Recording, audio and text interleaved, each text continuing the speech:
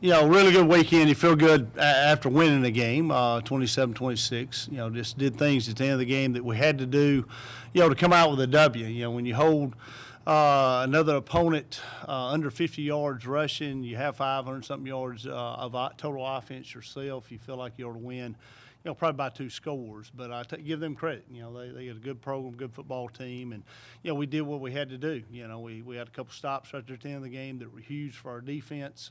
Our offense put together a 11-play drive, to take the go-ahead score, there in the fourth quarter, which was a huge drive. And then, we got some things, of course, we got to clean up. Special teams, we can't get 2 kicks blocked. We got a punt block, which we've never gotten blocked, and we had a field goal block. So we got to correct some of that stuff and look to get better there. But, go back to Coastal Carolina. You talking about a program, and I'm not sure if everybody just really grasped that, but you're talking about a FCS program. There's only two programs in the country that's won more games than what they've won over the past 3 or 4 years, and that's North Dakota State and ourselves.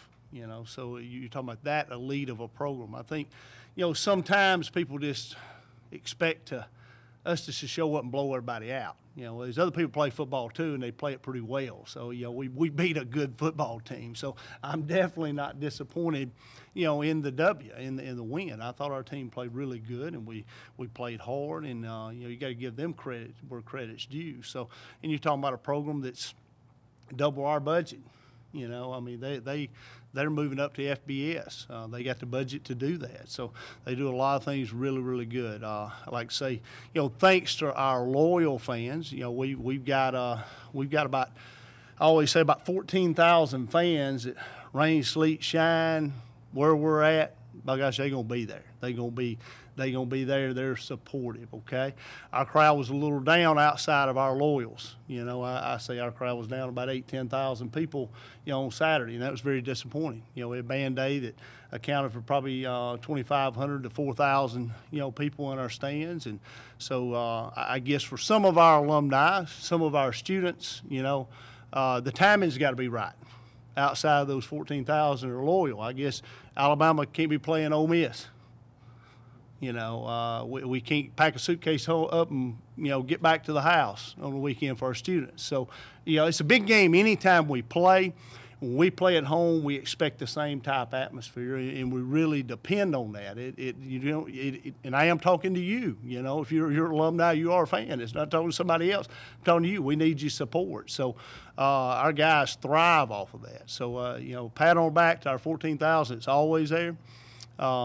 Shame on the ones that didn't come that need to have been there. It ought to have been a sellout. It was that type of a game. It should have been a sellout. So hopefully we'll get better with that when we get back into conference play and have home games, So it don't get no easier, no rest for the weary. We got an open week after this week, but you got to go to Liberty. And you talk about Coastal's budget, and they're moving up. Liberty's been trying to move up.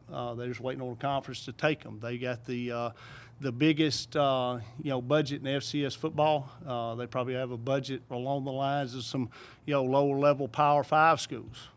So they got, a lot going on at their university that's in the right direction. Their coaches' salaries probably double what our salaries are, over double what our salaries are. So, they got $500 million worth of campus-wide, renovations going on, which is pretty amazing. They have the 110,000 students. They have the largest online enrollment in the country. They got 15,000 15,000 on-campus students. So they say they have a great environment, at their home games. They're a different team at home than they are on the road. So, we got our work cut out for it. It is a tough road game. And, Coach Turner, they do a great job there. They're well coached. They're, probably the best defense outside of LSU that we've played thus far. Really good defensively, good players everywhere on the field. They just first-class program as well. So you go from playing one great program moving up from FCS to FBS to another really good one. So, like I said, in a long trip too, another plane flight. So I said, another top playoff game. This was like going from a quarterfinal game to a semifinal game and recovering and being ready to do that. So I know our guys are ready to do that. You get kind of ready for an open week, but we got another week to get to that point. The good thing about our team is they're relatively healthy. We've played 3 physical wars. In the first 3 we played, all 3 of those games have been extremely physical because we played physical teams, and we're a physical team ourselves. And to come out, fairly healthy is a good thing. So, we already even get some other guys back this week, and looking forward to the road trip this week and preparing and working on ourselves. I think that's the main thing with this team that I see is improvement every week.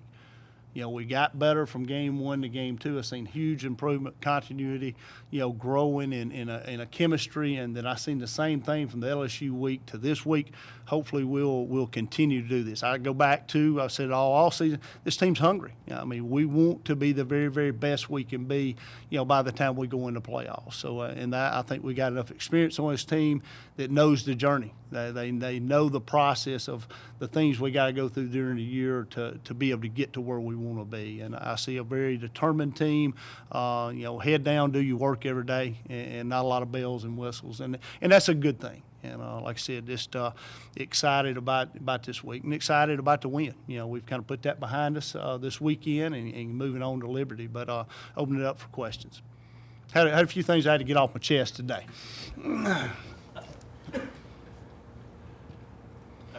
Coach Cross, when you talk about the attendance, fans in the stands, you're referring to the student section. It looked like it was cleared out. Not just our students. I'm talking about everybody.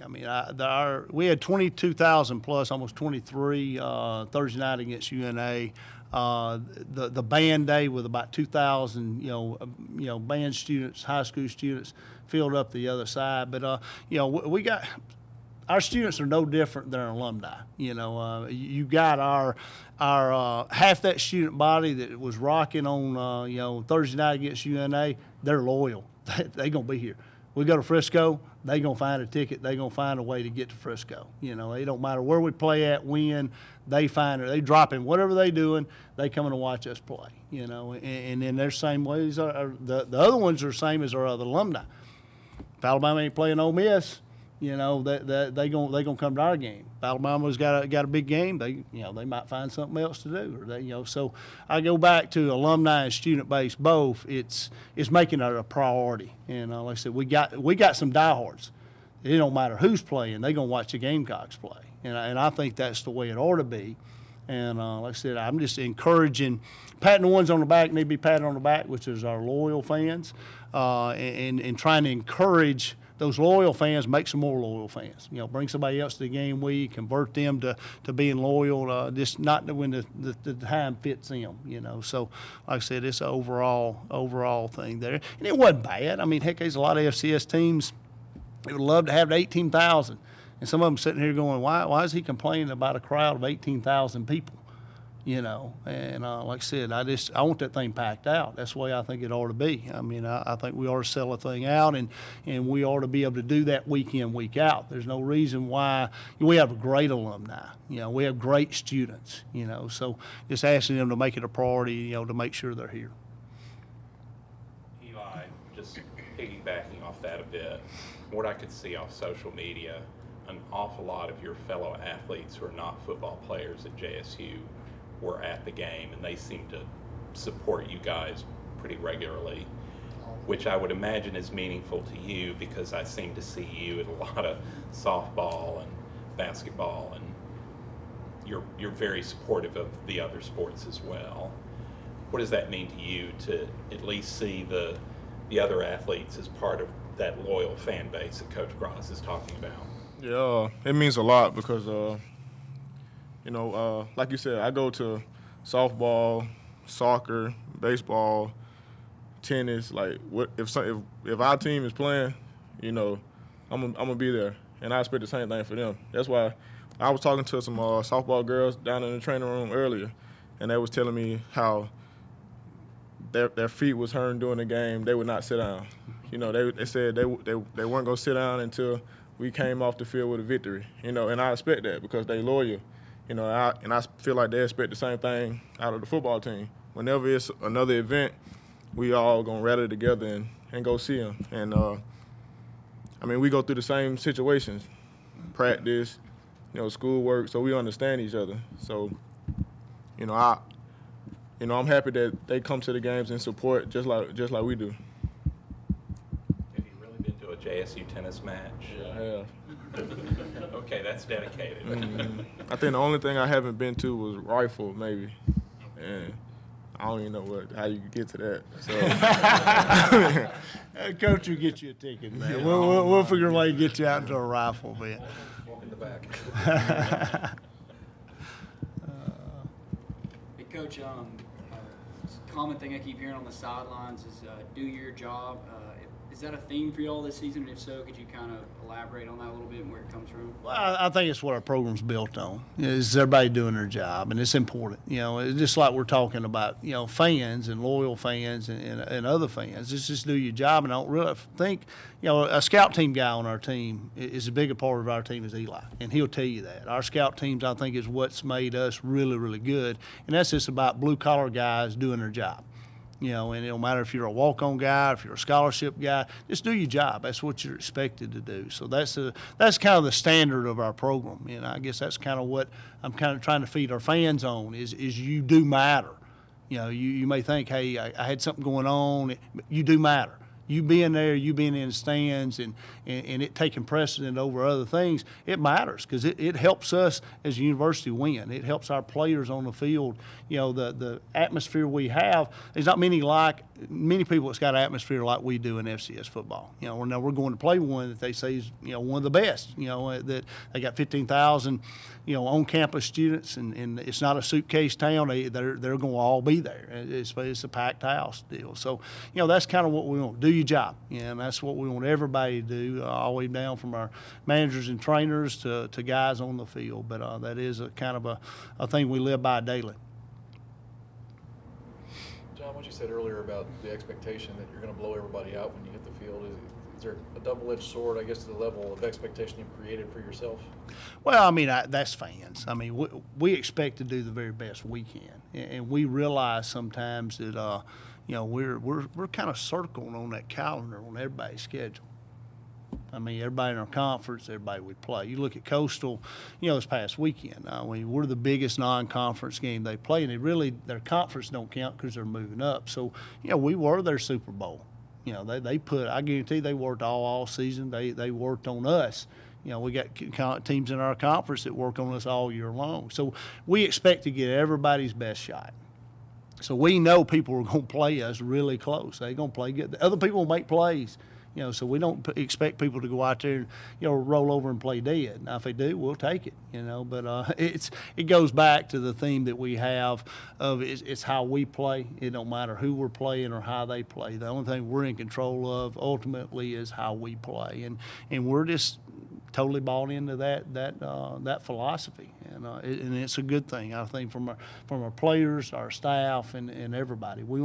I'm anxious to get on the field this afternoon to work on ourselves, because I know we could have played better than what we played Saturday, So, we got some things that we can improve on. And I don't think we'll ever quit chasing that rabbit, because you don't ever play perfect. I know these guys up here, they played pretty dang good, but he ain't satisfied with how he played. He could have played better. And that's what makes him so good, is he's always chasing perfection. And that's a positive thing. Joseph, Saturday's game was pretty exciting, not the least because of the end. Have you ever been involved in anything like that where you celebrate, then got to restart, play one more play, then celebrate again?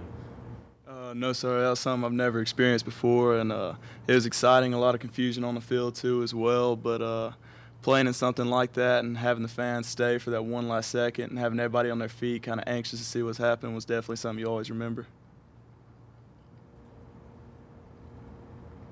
Me and Mark Edwards may be the only guys in here that remember Turner Gill playing quarterback in Nebraska. I don't know if you do or not. My question is, does he run some of that He's a little same? bit older than me, but not too much. I was glued to the TV as well. I was probably in middle school when he was playing, but he was great. Does he run some of that same stuff in the old Nebraska? Then? They run a little option stuff. It's totally different because they're a spread offense. They're a gun, but they do like to run the football. You know, they lost a really good quarterback last year. They're trying, you know, two guys. One throws a little bit better than the other one. You know, the other one threw a few picks the other day, and they kind of bounce back and forth. But offensively, schematically, they're a spread team that likes to run the ball and got good players. Had a lot of success at home. They have. They're a different team at home now. I mean, they say even the Coastal bunch, you know, that's a conference game for them, and they knocked Coastal off. Matter of fact, last year Coastal was ranked, you know, what, third or fourth? They were ranked 1. That's right. They were ranked number 1 in the country. They go to Liberty, and Liberty upsets them at their place. So on the road, they struggled a little bit. You know, you beat Coastal, you know, last year at home, but then they lost 2 they probably shouldn't have lost, like a Garner Webb and a Stony Brook, somebody like that. That they or Dartmouth, I can't remember who it was, but they lost 2 that they probably should have won. But they're a different football team at home, and I think it goes back to their environment. The Coastal guys were telling me it's as loud a place as you'll play. I mean, it's they say it's really loud. They put their band, their students, the kitchen sink right behind your bench. You know, so they say they heckle you the whole game, and you know it's a pretty good. And they got nice facilities too. Now I said the $500 million. You know, campus-wide renovation that they're going through. I mean, they're building an indoor facility. They're building a new student academic center.